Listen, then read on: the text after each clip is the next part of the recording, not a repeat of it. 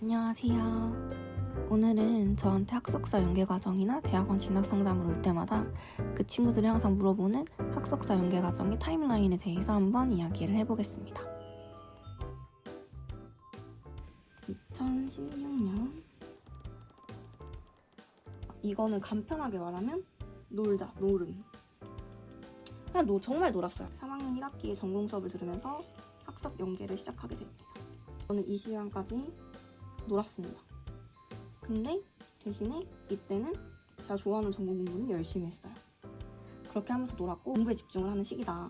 그래서 그리고 내가 배우고 싶은 전공 과목이 가장 많이 등장하기도 했었기 때문에 완전 공부에 집중을 했죠. 이때부터는. 그래서 이때부터는 계속 학점이 4가 넘었고, 근데 이제 제가 졸업하는 시즌이 생각보다 학석 연계이기 때문에 1, 2, 3 이렇게 하고 졸업을 합니다.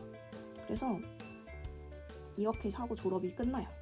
여기는 대학원 이렇게 했죠. 근데 이제 이때도 굉장히 힘들었던 게 학석사 연계를 하려면 여러 가지 조건이 필요한데 그 중에 하나가 저희 과 같은 경우는 산업공학 인증을 받아야 되고 MCS인가 기억이 잘 안 나지만 산업공학 인증이 필요했고요.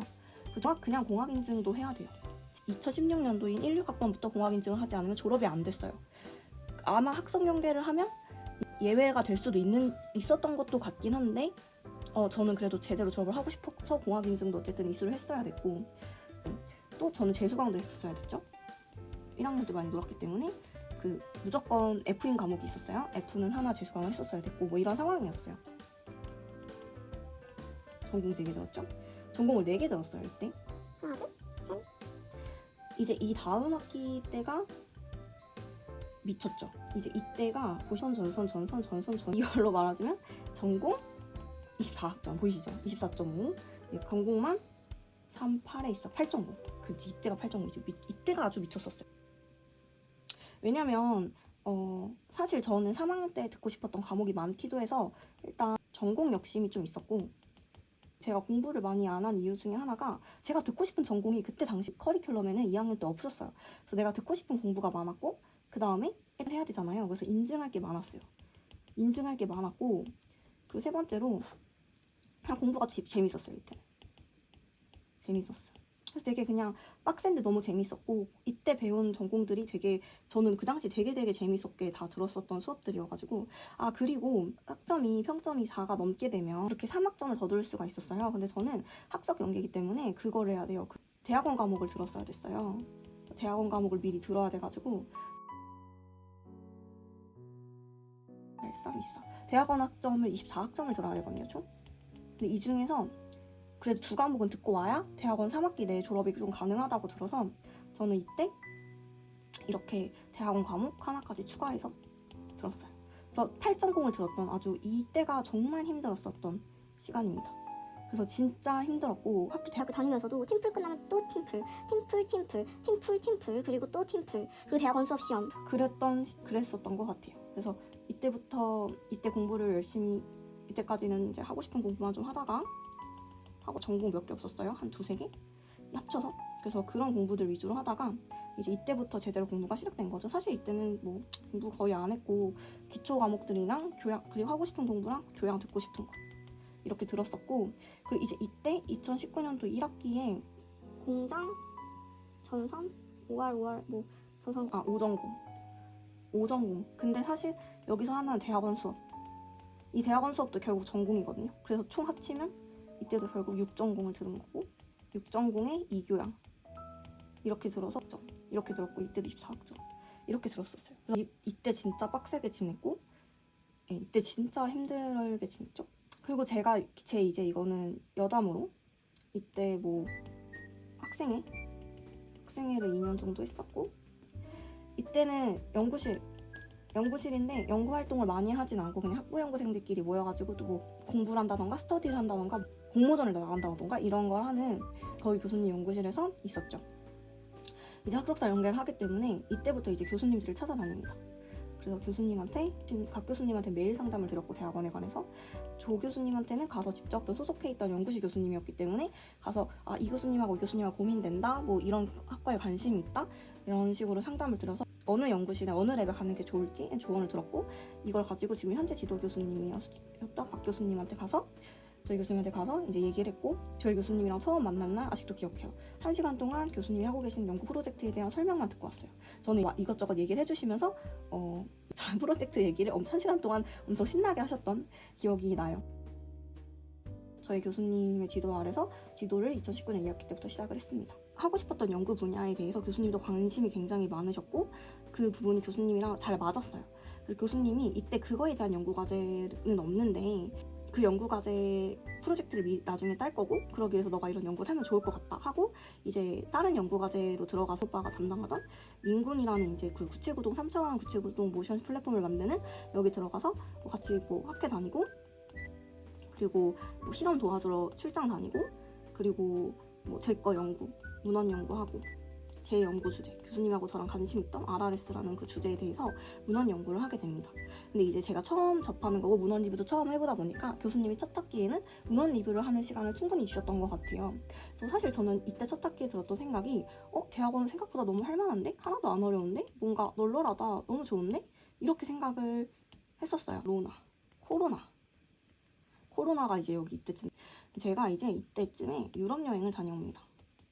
그런데 유럽 여행을 다녀오면서 제가 이제 본격적으로 프로젝트에 참여를 하게 됩니다. 뭐 특허 냈던 거, 인퓨전 펌프 프로토콜 만드는 거랑 그런 거, 인퓨전 펌프랑 의료사고 환자안전 사건 보고서라고 의료사고 같은 거를 국내에서 도입을 하기 시작했는데, 그거를 모아가지고 어떻게 분류하고 어떻게 이제 개선을 해나가야 하는 문제점이 뭔지 이런 거에 대해서 연구를 하는 게 있었어요.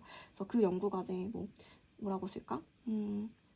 페이션트 세이프티 이벤트 연구과제를 이제 참여를 하게 돼요. 그리고 동시에 이제 제 거 원래 하던 이거랑 관련된 그거 RRS 연구를 병행을 하게 됩니다. 그래서 이렇게 병행을 하고 있죠. 그리고 이제 학기가 시작하면 아마 보통 한 3월, 4월 뭐 이렇게 됐을 거예요. 근데 이제 제가 교수님이 이거 뭐 논문 읽고 저렇게 해보자, 이건 이렇게 한번 분석해보자, 이거는 뭐 이렇게 그래프를 만들어서 이렇게 해보자, 이런 식으로 해서 여러 가지 이제 문헌 연구도 하고 막 리뷰를 하고 막 많은 연구 활동을 했어요, 이거에 대한. 그리고 이거는 각각 이제 그 연구 과제 나름대로 하고 있었고.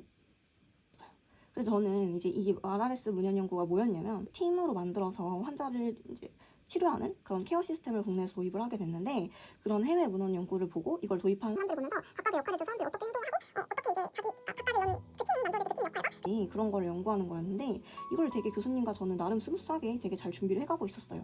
그런데 이제 코로나가 터지면서 이게 실제로 설문을 하고, 그리고 인터뷰도 하고, 뭐 촬영도 해가지고 하려고 하는 그런 과정에서 코로나 때문에 하지 못하게 됐죠. 그래서 처음에는 이제 이게 제가 말씀드렸다시피 앞에 2개 과제처럼 프로젝트 과제가 아니었기 때문에, 이 과제는 병원에 들어가는 것도 담당 선생님들 만나서 뭐 자문비를 지급해드리는 것조차 쉽지 않은 상황이었고, 그런 과정에서 저는 사실 코로나가 다들 언제 종식될지 몰랐기 때문에 한 3, 4월 되면 괜찮겠지 이렇게 생각하다가 4, 5월까지 갔던 것 같아요. 근데 이제 5월까지 갔는데 이게 코로나가 기미가 안 보이고, 이 담당 필요하신 이제 전문 간호사 선생님들이 의사 선생님들이나 하시는 분들하고 연락이 잘 안 되고 힘들잖아요. 뭔가 컨택이 어렵고 병원을 실제로 가는 것도 그 당시에는 굉장히, 지금도 그렇지만 병원 의료 상황이 좋지 않았기 때문에 이제 이거를 접게 됩니다. 근데 이게 여러분들이 이걸 아셔야 되는 게, 보시면 학과가 1학기, 2학기, 3학기에 끝나요, 제가. 그래서 1학기 때 RRS를 열심히 했단 말이에요. 이거 RRS한 연구를 했고, 이게 이제 2학기 차 중반에 이거를 못한다는 소리를 들은 거죠. 그러면은 저는 3월 졸업학기인데 어떻게 하겠어요. 그래서 제가 이때 이제 여름방학에 멘탈이 나갔죠. 근데 지금 생각하면 그냥 좀 힘들었는데, 많이 미화돼서 그럴 수 있지만, 교수님이 저랑 같이 머리를 싸매고 여러 대안을, 이런 연구는 어떨까 하게 됐죠.